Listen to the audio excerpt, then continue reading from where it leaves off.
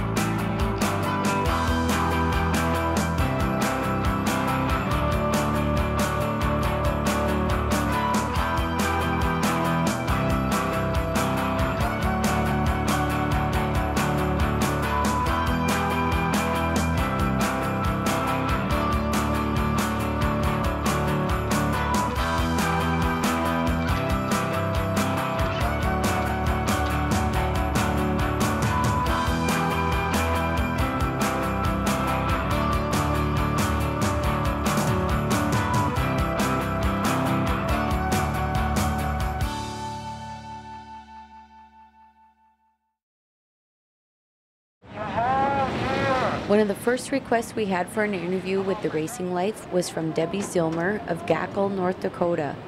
Debbie requested her son Jordan, driver of the number 34 WISSOTA Street Stock. We caught up with Jordan and his family at the Stock Car Stampede in Jamestown, North Dakota. My dad started racing even before I was born, I think, and then so I was brought up in it really young, and I just always remember all summers just going to the races with Dad, helping him on his car, doing this, doing that. I just always loved it. So then my brother started racing, and I always helped him, and then finally I turned 14, and on my 14th birthday was the first day I could actually race, and I had a car and I actually raced it. I raced pure stock for 3 years. Okay. Mostly in Aberdeen, South Dakota, and then Jamestown on occasion. I came up with 34 mainly because my dad used to be 33 and my brother was always 44. And I kind of decided I should take one of those numbers out of each, and then I came up with 34, and it just stuck, I guess. We started doing bomber races right after the Enduros, I guess. Did that for about probably 4 or 5 years. Then kind of got out of that for a little bit, went into street cars for 2 years. And discontinued that for about 3 years, I think it was then. And then I started working for Thomas Motors, which is an engine builder up at Pingree. And their dad was a fanatic racer. And one year he just said, "Troy, you're going to build us a race car." So I built him a race car and started running street cars again. I started, I think I was 14 or so. I started at the Stampede. Here was my first race. It was a car that Dad had built for the Enduro at the State Fair, and then a couple other people raced it once or twice, and then it was just sitting there, so I got to race at the Stampede. That's how I started, and I raced bombers or pure stocks for 4 or 5 years, and I ran a season of street cars and Dad's street car when he just decided not to run it anymore, and I did that for a couple of years. And then after college I moved to Minneapolis, and I just raced when I came back because Jordan usually had a spare car or he was in the street, so the bomber car would sit there and I just raced whatever was around. Well, back when my dad raced, I mainly remember him racing streets in like 98, 99, and just the quality of parts you need to have on your cars now to be competitive is a lot different. Back then you could get away with having, 4 and 5 night old tires on your car and you'd be competitive, you could win. Nowadays if you have 4 or 5 day old tires, you're not going to do very good as you would if you had new tires. So the amount of money you have to put in to be more competitive is a lot higher than it was. And we're not one of the big budget racers. Some of the costs some of these people have, we don't put near as much in there, so it's good to be consistent. It's good to have experience. It may take him longer to get up there, but he's getting up there. And I always stress that when they're buying seat belts or helmet, and they always looking at expenses. That's one thing I refuse to go down in price with. I tell them, you get what's going to be the best, what's going to support you, what's going to help. So that's I don't care what they buy for the car as long as they do good safety. And they do a lot of it themselves. Ever since Jordan's first motor for his bomber when he was 14, he built it himself. Wow. So he does, most of the work himself on it, and Troy helps, and Jason did the same thing. They did it themselves.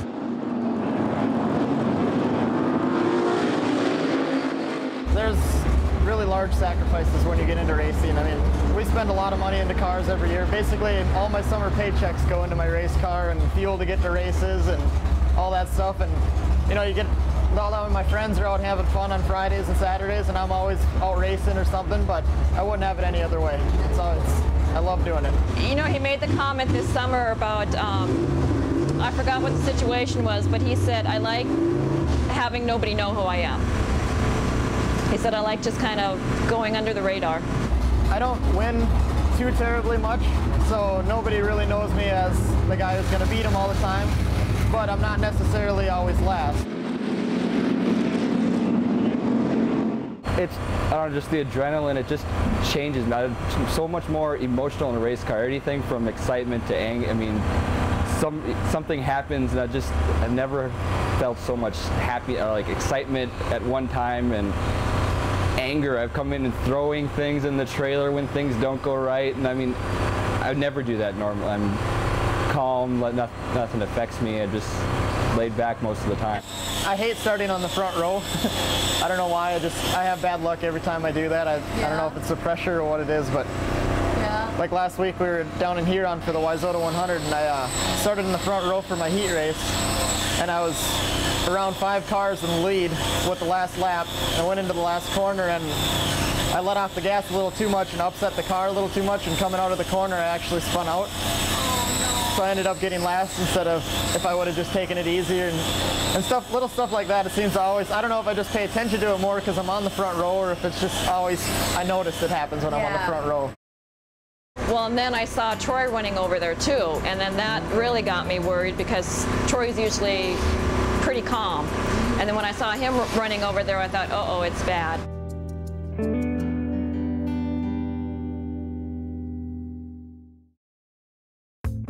The Racing Life is sponsored by Performance Auto, Jamestown Speedway, Valley Alignment and Repair, Quality Engines, Red River Kart Club, Red River Valley Speedway.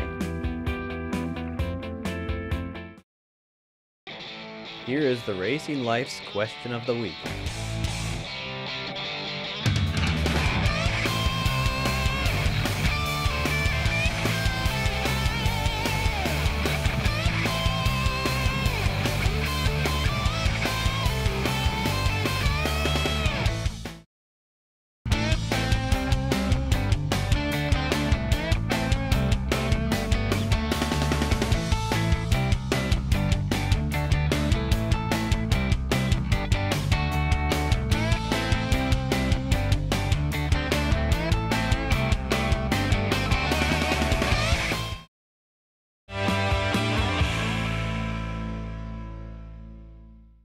Jordan proves that age does matter at a bomber race at Brown County Speedway. So I won my first bomber race in Aberdeen. That was pretty cool. I was 14 years old, and my birthday was 2 or 3 days later. And they actually didn't know I could race in Jamestown at 14, but I couldn't race in Aberdeen at 14. I had to be 15, but nobody told me that, so I didn't know about it. And then after I won my feature and they were announcing over the radio that I was 14, they told me I couldn't come back until I was 15. But then I could come back the next week because I turned 15 like a couple days later, so that was always kind of interesting. It used to drive Dad nuts because you know, I'd work on the car all week and get ready, and if we had everything loaded and ready to go, and the last thing Dad always wanted to do was wash the car and make it nice and clean, you know. And did that a few times. We get to the track and had everything perfect, car washed, and go out and something would break or get in a wreck and something happened. Then the next week, spend all week long rushing and barely get the car loaded and get to the track on time and go out and win the feature or something. And so after that, I was like, we only wreck when we wash the car, Dad. We're not washing the car anymore. And he hated that. Really? He didn't believe you then? He didn't believe it, and he wanted the car. He wanted everything nice and clean and ready to go, but I said, no, we're not washing the car. The first year I had this car, it was in the feature race. A guy in front of me got sideways and hit the wall and ended up rolling. And when I came out of the corner, you couldn't see him because he was upside down, so it was all black underneath him. And then by the time I turned down into a car, and I couldn't go any farther. And his car actually rolled right over top of mine. Oh my God. And it peeled the roof off of my car, actually. And that scared me. I was videotaping it, and I was going good, and then that happened, and all you hear is me screaming, oh my God. And so here, the best part about it is my car kind of pulled down so that the grandstands was seeing the back of my car, and my hood was flapped up like this, so nobody could see me inside the car. Oh my God. So I heard all these stories about my mom just freaking out in the stands because she couldn't see anything, and my roof was peeled off, and nobody knew what was going on. Well, and then I saw Troy running over there too, and then that really got me worried because Troy's usually pretty calm. And then when I saw him running over there, I thought, uh-oh, it's bad. And I was going to get out of the car, and when I reached around to grab the roof to pull myself out, I hit myself on the head. Then I looked up kind of like, there's no roof there. Then he got out. Yeah, then I was okay. And the first thing Jordan asked was, did you get it on film? The week after that rollover on my car, I had my car fixed because it bent a couple of the bars in it. Came back and I was in Jamestown, and I was leading the feature race by probably half a straightaway. And I had an axle that was too short and it slid out. So all the power went to my inside wheel, and when I went to step on the gas going into the corner, the car shot off the track and I rolled it 6 times. This So was right after the next week. Oh my God. So then I had to get the car up to Jason again, and we'd replaced a whole bunch of other bars because they were bent and stuff, but both those wrecks happened on top of each other, and I was fine through it, and the car was fine, and it's still fast, so. It's been good for our family. It's something we've done as a family. Saturday nights, we all went racing. Instead of the kids going out or whatever, we all went racing, and they wanted it. That was their choice to go racing with us. And then as soon as they were old enough, they got in the car and took off racing. At age 7, Alex is a third-generation racer for the Zilmers. He races go-karts, and he's already got plans to race bombers when he's old enough. This is your first year? Yep. Okay. And you race mostly out here in Jamestown? Yep. Yep. And what's your number? 34. 34. That's kind of the Zilmer number, isn't it? Yep. Yeah, that's cool. What do you like most about racing go-karts? I like everything. You like everything? And that was the night that Jerry and I came back to Harwood here, got a trailer, and they had to have 2 wreckers pick up the car at each end and set it on the trailer.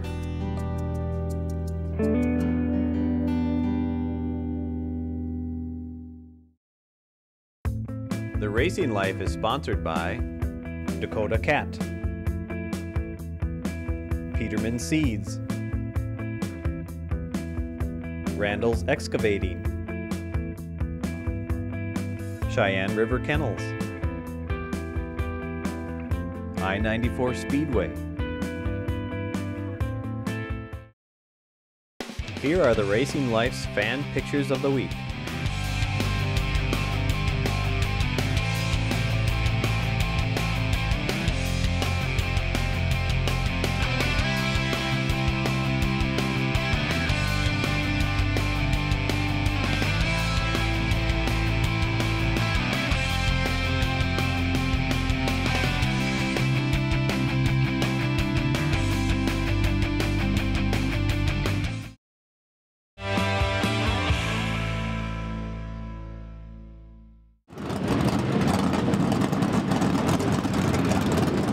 The first interview the Racing Life ever did was with Greg Johnson of Harwood, North Dakota. We have always considered Greg's family our racing family. Scott Saylor, co-producer of The Racing Life, and his dad, Bob Saylor, worked on Greg's pit crew when Scott was around 10 years old. Greg and his pit crew gave us some highlights of their racing history. I've been racing for about 28 years. I actually was on a pit crew about 6 years before that. And I figured if I'm going to spend that much time working on the cars, I'm going to drive it myself. And I wanted to build my own car, so that's what I did. I built one in a friend of mine's garage. I still enjoy it. I like going out there. As long as I can compete, you know. This year we're floundering a little bit, but we're trying to catch up with the car, so as long as you can compete, have fun with it. I had been racing long enough, and all the kids were always interested in it. And then Michael, when he turned 14, we built him a mini stock in the garage, and he went off from there and went through the WISSOTA streets and got it modified and got a late model before I did, and then I figured before I quit racing I was going to drive a late model. So we went from there, and then Josh has got a car, and Elizabeth races go-karts when she can. I've been, I think, helping Greg pit for now 5 years, somewhere around there, 5 or 6 years, and you know, I've gotten to know his family real well. I do enjoy my days in the pits, yeah. It's, you know, I meet a lot of guys that I used to run against, and you know, I don't enjoy working on the car so much sometimes, but you know, I know Greg needs help a lot, and I try to help him out as much as possible. You know, he's got that old man Bob Saylor, you know, he can't do so much anymore. So I try taking some of the workload off Bob. Well, I was over at, Greg worked at Cell in Pontiac, and I was over there. We'd go over and have, well, coffee or beer, or sometimes a beer on Fridays, so we'd go and have beer. And one time one of his friends was gone, I believe, and wanted me to go out in the pits. Well, I've been up in the stands all up until that time, and so I thought, well, okay, I'll try it. And ever since then, I don't like sitting in the stands. I'd rather be in the pits. So it just kind of started from there. Michael, his oldest son, was in the basket. He was Carla was pregnant with that's when I first went out. She used to bring out pizza and stuff like that. So we had a good time, you know. And I never left the pits after that.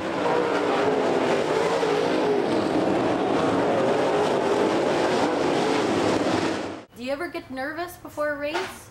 All the time. You want to do well, you don't want to wreck anything, so it's, you know, you're just sitting there waiting, contemplating how you're going to run the car, watching the track as the other cars are out there to figure out where you're going to run. You always get nervous. When Greg is on pole position, or has a good starting position, he gets pretty jittery in the pits, and he'll stand around and look at the car, and you know, we'll have it all set and ready to go, and 10 minutes before the race starts, he'll be like, God, let's do this, you know, and he just gets unsure of what he's got going on. And that's when you can tell he's nervous. I haven't gotten seriously injured. I had some pretty bad wrecks. A slab of mud came up, went through the windshield, split my helmet, and hit me on the side of the face and knocked me out, and I hit turn 3 wall head on, flat out. Rolled the car over 3 times, almost went blind on that one. And I remember his father-in-law Jerry and I were there, and he said, well, we can't go out on the track, you know, or you'd be disqualified. Well, the car had rolled over once, and it had started a little bit of fire in the carburetor, and I don't know why I remember that. And I went out. I said, the hell with it. He's not going to be racing again, you know, not tonight. And that scared me, because for a week I could make out figures, but I couldn't see. And that was the night that Jerry and I came back to Harwood here, got a trailer, and they had to have 2 wreckers pick up the car at each end and set it on the trailer. And I sat in the ophthalmologist's office. I couldn't even see the eye chart, and wondering what am I going to do with the rest of my life. And by the week's end, I was on medication and had my vision back. But that was kind of a neat deal. I just, in my mind, I knew that he was going to win that night, and those 3 cigars just kind of, you know, made me think that, yeah, it's going to happen.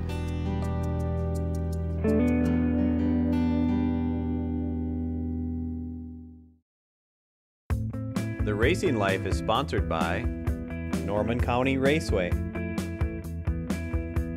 Nugget Vending, Dakota Engine Builders, FargoPicks.com, River City Speedway. Here is this week's driver factoid.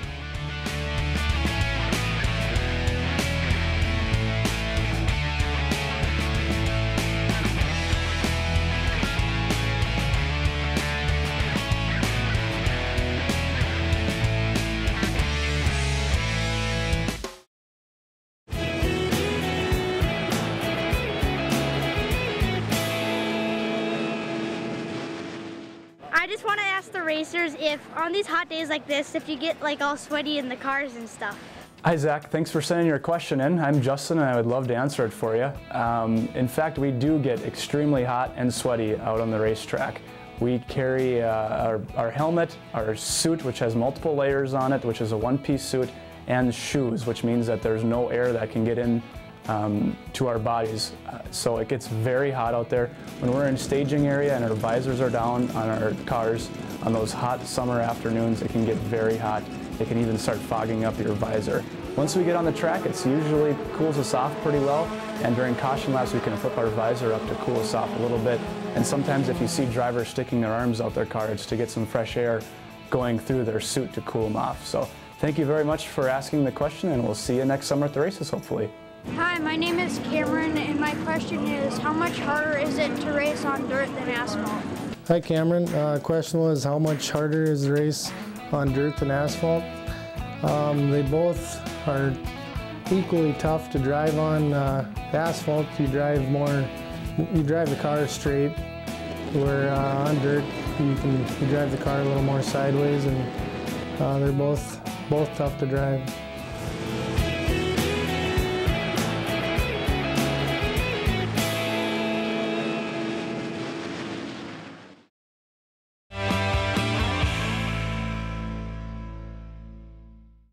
Before being on Greg's pit crew, Ross had a racing team of his own.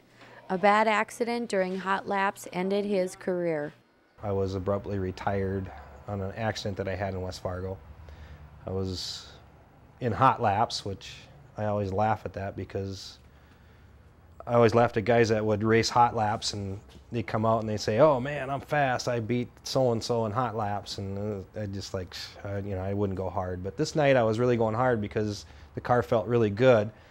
And I put it in number 1, number 2, and it just went around the corner real nice. I did the same thing in 3 and 4, and I come out of 4, my steering spline came off of my car, and the car took a direct right turn into the wall. And I hit the wall and crunched my car up real good. I think I went about 8 feet in the air and flew about 20 feet through the track, or around the track, and it hurt. I didn't get seriously injured. I was real sore, but it was one of those things that, you know, I just pretty much wrecked everything but my motor and my seat in my car. So I retired at that time because I didn't have the money to start all over again. Favorite race was back when I first started running Chevrolets, and a guy sponsored me with a motor. We blew it up right away, and so a friend of mine, Terry Danielson, had a motor underneath his bench. We pulled it out and we honed it out and threw my heads on there and went out that year, and I won more races with that motor, and it was just an old motor. And at the year's end we had the Hobby Invitational, and I was in 3rd place going in on the last lap, and the car in front started sliding. The second car hit him, and I went around both of them and I beat everybody for the win. And that trophy I got is probably 7.5 feet tall. It's huge. That's my best memory because that was the most fun I ever had racing. The one that sticks out in my mind with Greg is when Bob's brother Jim was in town from Missouri, and he stuck around for, I believe, a couple of weeks, and he was smoking Swisher Sweet cigars, and he happened to leave 3 cigars in the camper, and we went to Glendon that night. And I said it that night, and I don't know if these guys remember it or not. I said, "Look at that, guys, there's 3 cigars here." I said, "Those are celebratory cigars right here." I said, "You are going to win the feature tonight." You know, and I don't know if they ever thought anything of it, but we went through the night, and, you know, Greg was a bottom feeder at Glendon is what we call him, you know. He basically a catfish. When the track went to the bottom, we all knew Greg had a good chance of winning the race. And I don't know where he started, but he ended up getting out front, and he ended up winning that race. And I took out these 3 cigars, and I know Greg, he took one puff and he's like, I can't smoke this stuff, and he put it out right away. I don't know if he ever lit it up, but that was kind of a neat deal. In my mind, I knew that he was going to win that night, and those 3 cigars just kind of, you know, made me think that, yeah, it's going to happen. Well, he's getting old, so he's not going to be able to get in first that great with the bad motor. still kicking. I don't find my name in the paper and obituary, so I guess I'm still kicking. Look every morning.